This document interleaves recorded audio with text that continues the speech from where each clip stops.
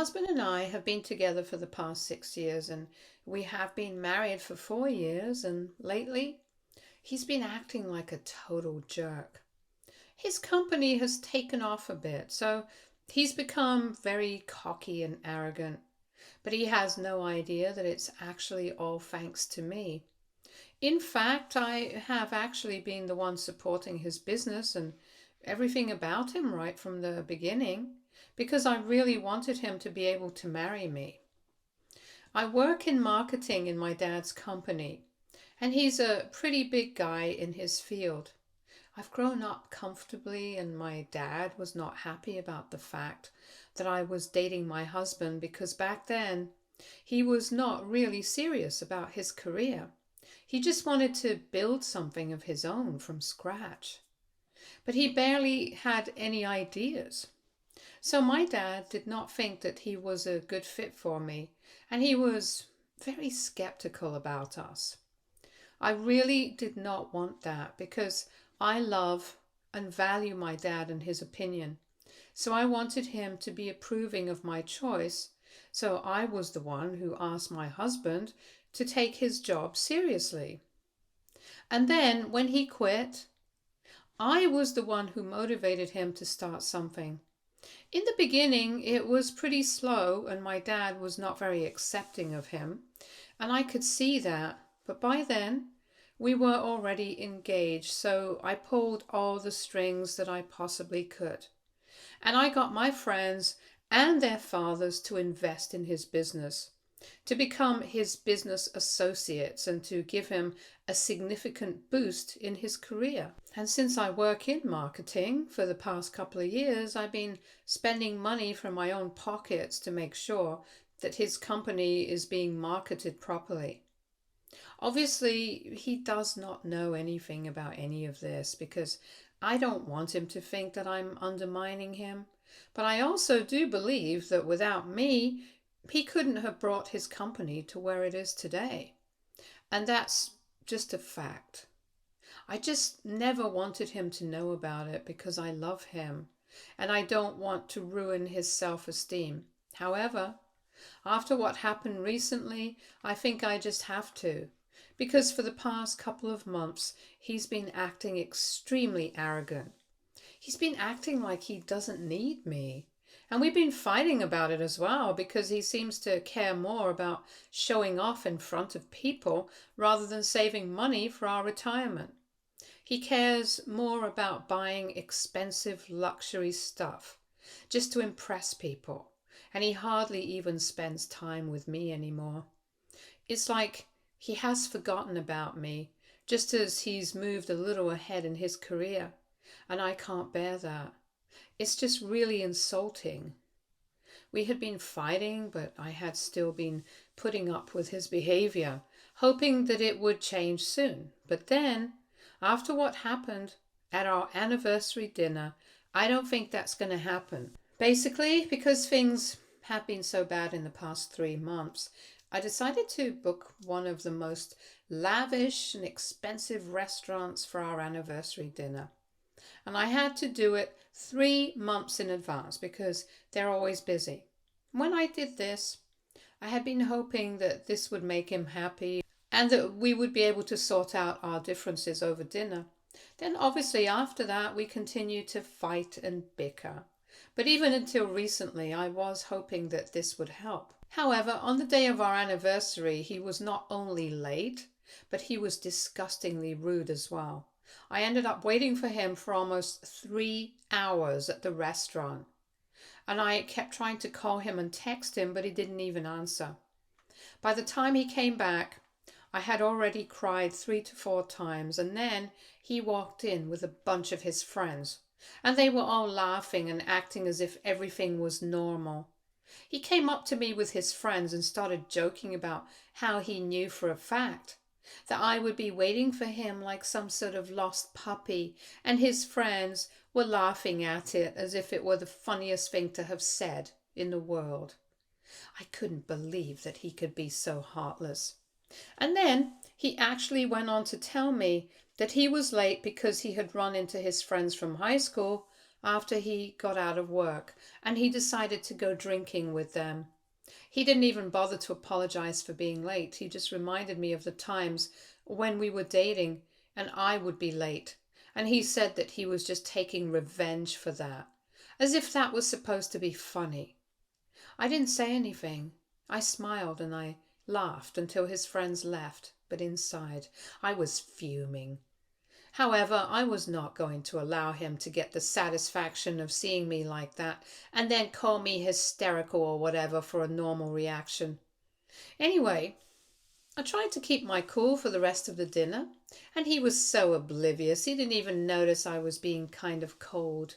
He just kept going on about how he had had a pretty successful work meeting and had a great day with his friends, and he even had the audacity to tell me that the next time he met his friends, he would bring me along so I could get to know them properly. On the drive back home, he seemed pleasant enough, and I was totally quiet and he didn't even notice. And as soon as we got home, he changed and crashed, and that's when I decided that since he had not bothered to apologize, I was going to do what I had been thinking about for quite a long time, because he needed to be put in his place. So I made a few phone calls, and just like I had pulled the strings to get him where he is, I pulled the same strings to bring him crashing down, because I think he really needed that. Basically, I spoke to my friends and I explained the whole situation to them, and they were kind enough to tell me that they would deal with it and I wouldn't have to worry about anything. And the very next day it happened. He woke up in the morning, and within an hour he was panicking, barking at people on the phone, telling them to fix everything, not knowing what had gone wrong. He started crying and telling me that overnight a bunch of his investors and business associates had decided to cut him off, and now he needed to do everything in his power to prevent that from happening.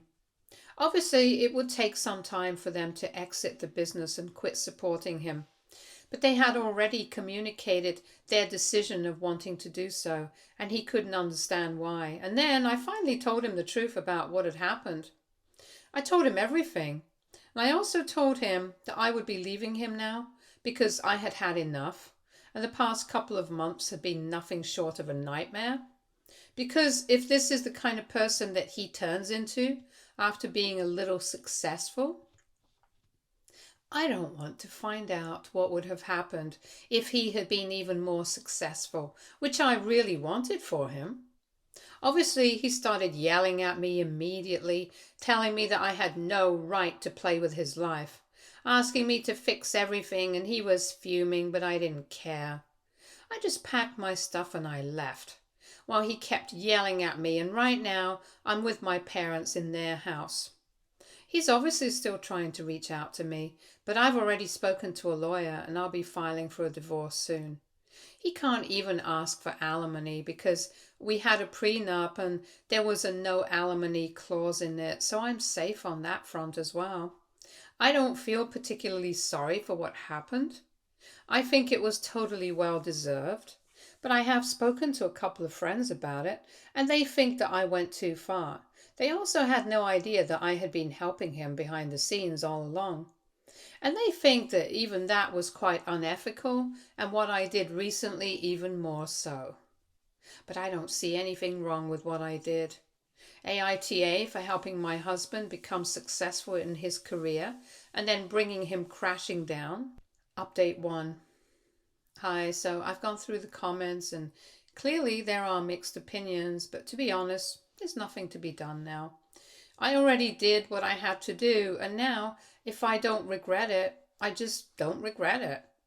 I think I've been treated pretty badly by my husband, and I think I have every right to be upset with him.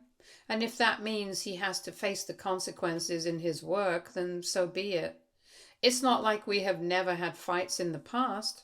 Of course, like every other couple, we have had our ups and downs. But I have never even considered ruining things for him like this, because it just never occurred to me, because it's just never been that bad. However, what he did On the day of our anniversary, it was unjustifiable. And he needs to know that. Besides, at the end of the day, he only has himself to blame for all of this, because if he had just treated me well, treated me like a husband is supposed to treat his wife, none of this would be happening. Yeah, maybe I'm being petty, maybe I'm being selfish, but I don't really care anymore. I think I've had enough, and I'm not going to tolerate his ingratitude. As for my friends who were not happy with what I had done, I've told them the same thing. I did what I had to, and if they can accept it, well and good. And if they can't, it doesn't make a difference to me either way. I had enough on my plate today, but as it is, I can't sit and start crying over every other opinion that isn't in my favor. Update 2. Okay, I have filed for the divorce, and he has been served already, but he has not responded. He's also not been reaching out to me for the past couple of days, so I'm guessing that it's finally over. I feel empty, I can't lie. I definitely have been having second thoughts about this whole thing, and I really want to go back to him and make everything work. But I know for a fact that it's not going to, and it's going to reflect pretty badly on me. It's going to make me look pathetic, and I don't want to be a doormat, so whatever I have to feel, I'm just going to have to face it, because there is no other way to deal with it. The only way out is through. I know it's a bit cliche to say that, but I just can't think of anything else. I do miss him. I miss the good parts, but then I have to remind myself of why exactly we're getting divorced right now. And then, well, it becomes a little easier. I'm just really thankful for my mom and dad because they have been incredibly supportive throughout this whole thing, and I'm really lucky to have parents like them. Update 3. Hi, so he has finally responded, and he has decided not to contest it, thankfully. He has agreed to all my terms, which I think is great, and I also think it makes sense because I have not been asking for anything unfair. The terms were all reasonable enough. As far as our emotions are concerned, I don't know how I'm dealing with that because I've just tried to suppress everything so I don't have to think about it. But he definitely let me know exactly how he feels. He sent me an email telling me that he feels incredibly betrayed. He feels like he never even knew me, and he also told me that I have broken his heart. And I've also managed to ruin his career at the same time, so he can never forgive me, and that's why he's letting me go, and he hopes to never see me again after the divorce. Each word of that email felt like a punch to the gut, but whatever it is, we just have to deal with it. I'm not going to respond to it. I don't even have anything to say to him. I'm done. I guess now I have to get used to single life once again. And it might be a little difficult, but I know that I can do it. It's upsetting, for sure, but I'll get through it. Update 4. So it's been 6 months since my previous update, and a few weeks back, my divorce finally came through. But my ex-husband did not even wait for it to be finalized before he started dating. So I guess I made the right choice by leaving him because from what I've been hearing, past couple of weeks, he's been posting a lot with one of his co-workers, and it is clear that it's not platonic between them. Well, good for him. I'm focusing on myself though, and I'm getting therapy. And I've also decided to take some time off work because I work for my dad. That is relatively easy. He's been incredibly supportive through all of this, like I said, but I know I have to build my own life. So about a month ago, I finally moved out. My parents were not happy to let me go, but they understood why exactly I had to make this decision. It's kind of strange to be living in an apartment by myself after so many years, but it's also kind of freeing, and I do feel relieved. I really tried to feel bad about the fact that my ex-husband is dating again, but I couldn't. I just felt kind of mildly disgusted and annoyed. And that's a good thing, I suppose, because I guess I don't have that many feelings for him anymore. I'm not saying I'm completely over it yet, It still stings sometimes, but whatever. I know that I'll get over it. Let's not waste time with intros. My mom cheated on my dad with her dentist of all people, and now she wants to play the victim because her little empire is crumbling around her and she thinks I'm going to help. That's adorable. My dad's a quiet man, salt of the earth type. Kind of person who works with his hands and doesn't complain and remembers birthdays. Grew up poor, built his business from the ground up, an auto repair shop that grew into a chain over 30 years. He missed vacations, holidays, and even my graduation because someone had to keep the family afloat. That someone was him. My mother? She was the one spending. Designer handbags, spa weekends, weekly facials, new cars every few years, because the old one lost its sparkle. My dad made the money. She made sure it disappeared. He never complained. Said if he could make her happy, that was enough. Spoiler, it wasn't. I first found out she was cheating 3 years ago. Walked in on her giggling on the speakerphone with someone she called Doc Sugar. Thought it was some new skincare guy. I didn't think much of it until I heard the phrase, "Can't wait to taste you again." I'm sorry, what? She tried to play it off, saying it was a dumb joke between friends. I didn't buy it, so I checked her phone. I know, privacy and all that. But when you're gut deep in suspicion, you do what you have to do. Hundreds of messages, photos, hotel reservations, and yes, appointments booked under dental cleanings that sure as hell weren't about teeth. I was livid. My dad didn't deserve this. I wanted to scream, confront her, burn it all down, but I didn't. I screenshotted everything. I made copies, printed out email exchanges, compiled hotel bills and calendars. I turned into a one-woman forensic team. Then I went to my dad. He didn't say much, just stared at the table for a long time and then said, "Thank you for telling me." The house was quiet when the confrontation happened. My mom thought she got away with it. She didn't realize that behind the scenes my dad was quietly moving chess pieces. She wanted a divorce, or rather, she expected him to beg for one. She came into the kitchen one evening and said something like, "I think we've both known for a while this wasn't working. I felt so unfulfilled for years. I deserve passion. I deserve excitement." He nodded, didn't say a word. Then she added, "I think I should get the house and most of the estate. It's the least I deserve after being so dissatisfied for so long." I kid you not. She called the decades he worked to give her everything dissatisfaction, and said she deserved to take it all. She expected rage, a fight, drama. What she got? Silence. He said he'd think about it. What she didn't know was that for the past couple of months, he'd been quietly shifting everything, moving accounts, rewriting the will, signing over assets and accounts directly to me. Turns out he'd been planning this for a long time before I even found out.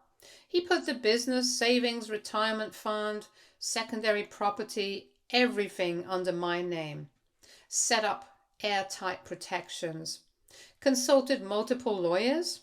He even told me, "She'll come after me, but she can't touch you." The divorce was finalized. She got her clean break. He didn't argue, just handed her enough to look like he was being fair. A small lump sum, nothing more. She was furious, called it an insult, claimed he devalued her sacrifice as a wife, threatened to take him to court and drag him through the mud. He just said, "Do what you have to do." She tried, failed. Turns out, courts don't take kindly to cheaters demanding everything when there's documented proof of infidelity and financial selfishness. She backed off, sulked. and moved in with Doc Sugar. Cut to now. Doc Sugar turned out to be not so sweet. He bailed when she started pushing for marriage. Apparently, he didn't want to deal with grown-up responsibilities like kids or property. He was all fun and winks and hotel rooms until she became his actual problem. She got dumped. Moved into a condo she could barely afford, maxed out credit cards, burned through her lump sum within a year and a half, and now? Now she found out that my dad, who, by the way, is alive and thriving, officially handed everything over to me. And suddenly, I'm her last hope. She showed up at my apartment last week. Not called, not texted. Just appeared at my door looking hungover. I didn't even let her in. She asked if we could talk, said she was in a really tight spot, said she didn't realize how complicated things would get. I asked her what she wanted. She said she wanted help. I asked what kind. She had the nerve to say, "Your father left me like this. You're his daughter, but you're mine too. You know what it's like to see someone suffer. I need you to be better than he was." I laughed, like full belly laughed, because it was either that or rage. Then I said, "You don't get to play helpless after you lit the match and danced in the flames. You chose this. You walked out on him. You cheated. You demanded everything and got nothing, and now you want a do-over? Not happening." She tried tears, said she wasn't herself back then, said everyone makes mistakes, said a daughter shouldn't turn her back on her mother. I said a mother shouldn't betray her family and then beg the daughter she neglected for money. She left. Since then, she's tried calling, messaging, even had her sister call me to talk sense into me. I sent them a PDF of the divorce court judgment and a polite message that said, "Please refer all future inquiries to my lawyer. There will be no further discussion." I'm not cold. I'm just done. Done watching good people get walked on. Done watching manipulators rewrite history. Done pretending loyalty is owed when it was never given. My dad? He's remarried now to a lovely woman who treats him with kindness and respect. They travel, they garden, they laugh. She actually listens when he speaks. She doesn't treat love like a transaction. As for me, I protect what's his. I keep the accounts clean. I run the family business with everything he taught me, work ethic, dignity, and strategy. And not one cent, not one single cent will ever go to the woman who looked him in the eye and said, "I deserve it all because I was not satisfied," aka bored. Boredom is free. Choices aren't. She made hers. Now she can live with them. Update 1. About a week after I shut down the phone calls and blocked her number, my mom tried a different route. She showed up at my dad's shop. Yes, the one I run now. I saw her walk in through the front glass, hair frazzled, big sunglasses, that same walk like she still owed the world even though the world had clearly been repossessed. She waited until I stepped out of the back office before she pulled the drama. Said she just wanted to talk in person, that this whole thing had gone too far, that she was willing to compromise. Compromise, you know what that meant. She wanted me to set her up with a modest monthly allowance, and in return she promised she'd stay out of the way. Translation: pay me hush money or I'm going to make your life difficult. I didn't flinch. I walked her right back out the door with my employees watching, made it clear she wasn't welcome here again, and followed it up with a notice from my lawyer letting her know she was banned from the property. And that's when things turned pathetic. She tried to start a Facebook pity parade. Posted some vague nonsense like, "It hurts when your own blood turns their back on you. Betrayal cuts deepest from family." Cue the "You okay, hun?" comments. Cue the overly dramatic cousins sliding into my DMs with, "Hey, what happened with you and your mom? She seems really upset. Can't you guys just talk?" No, Jessica, we can't just talk. Because this woman didn't just hurt my dad. She spent years mocking him behind his back, draining every resource he gave her, treating him like an old ATM with no PIN required. And when she got bored, she didn't leave with grace. She blew the whole thing up and demanded a standing ovation for it. Now that the consequences are kicking in, she's conveniently rebranded herself as the wounded party. You'd think it would stop there, but she wasn't done. A few weeks later, I got a message from someone claiming to be her new lawyer. I say lawyer because it turned out to be her friend's son, who just started law school. Literally hadn't passed the bar yet. He tried to write up some half-baked letters saying my dad's estate had been transferred under suspicious circumstances, and they were considering seeking legal intervention to recover lost marital value. Cute, right? I passed it to our actual lawyer, who sent back a very firm and very expensive cease and desist, along with a threat to press harassment charges if it happened again.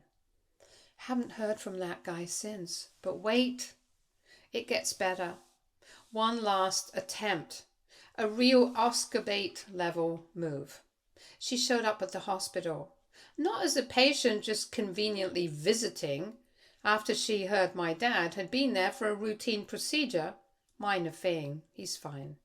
Sat in the waiting area until I spotted her. She had tissues ready, her voice was all soft and warbly. She said she just wanted to see him one last time. Said she'd had a wake-up call.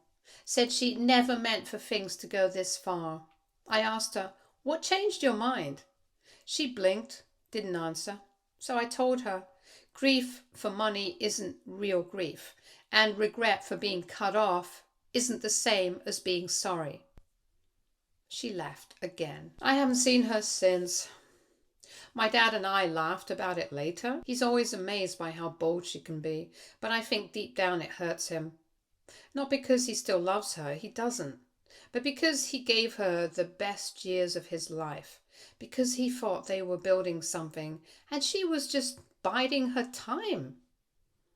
That's the part people don't talk about enough. Betrayal doesn't just end with anger. It leaves behind this quiet ache. Not because you want them back, but because you mourn the version of them you thought was real. But we've moved on. The shop is thriving. I've expanded into 2 more locations, kept all the old employees my dad trusted, modernized the business model. We treat our people right. We take care of the customers like he always did. His legacy lives on, not just in my name. And her? Well, last I heard, she was living in a rental across town with no car and maxed out cards. Doc Sugar married someone half her age and moved to Florida. Her Instagram's been suspiciously inactive ever since. Funny how that works. She wanted the estate to compensate for her dissatisfaction. Now she has to live in the reality she created without the man she called boring, without the money she tried to take, and without the daughter she assumed would always play peacemaker. I'm not that daughter. I'm the daughter who remembers who held this family together, who worked long hours, who missed birthdays to build a future. I'm the daughter who keeps the wolves out, not invites them in for tea. So no, Mom, I'm not going to help you. I'm going to be better than Dad, because I already am, and I learned that from him. Update 2. You know, sometimes people ask me if I ever feel bad about how things turned out. Not about my mom, I don't owe her anything, but they mean the situation, the money, the inheritance, the fact that I ended up with all of it. Like somehow that should make me feel guilty. I don't. Because when my dad made the decision to put everything in my name, he wasn't trying to punish her. He was trying to protect himself. to protect me, to protect the life he spent building brick by brick, year by year. He wasn't interested in revenge, he just wanted peace. But me? I'm not a soft. I don't chase peace when someone's clawing at the door with lies in their throat and entitlement in their fists. I don't make room for people who only remember your name when they need help. I don't entertain fake apologies dressed in desperation. My revenge isn't explosive, it's cold. It's watching her name get filtered straight to spam every time she tries to reach out. It's seeing her mutuals, like my posts about new store openings and Father's Day tributes. It's knowing that every time she opens her mailbox and sees nothing there, it's because she burned the bridge herself while standing on it. You don't get to cheat your way through life and then cry when the scoreboard doesn't favor you. And as for my dad, he's never asked me to share a dime with her, never hinted, never guilted. He just lives his life, proud, content, and finally surrounded by people who respect him. He always says the same thing when it comes up. She left, you stayed. That's all I needed to know. That's the thing about legacy. It doesn't always come with applause. Sometimes it's just about passing down something sturdy, character, integrity, backbone, and trusting your kid to not let termites in. My dad did that and I honored it. So if you're someone reading this wondering what to do when your parent screws over the one who gave everything, let me be blunt. Loyalty isn't inherited, it's earned. If someone betrays that, you don't owe them your silence, your support, or your savings account. Let them live with what they chose. Because sometimes karma doesn't need thunder or fire. Sometimes it just looks like a quiet office, a balanced ledger, and the sound of your ex-mother calling for help into an empty void. And you're not even listening. Stay tuned for more stories from our girl relationships.